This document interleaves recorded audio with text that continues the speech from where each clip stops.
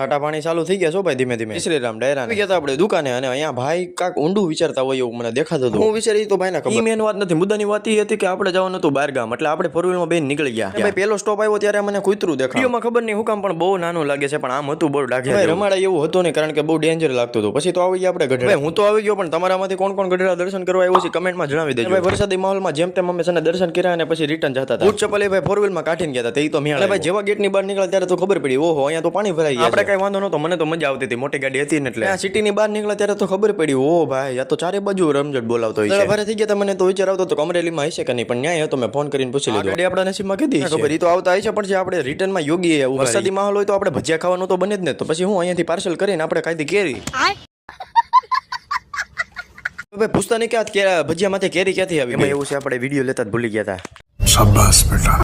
તમારે મુંજાવાનું નહીં સબસ્ક્રાઇબ કરી લેવાનું 1K કરવાના છે. કાલે પાછા મળશું આપણે. હાલો.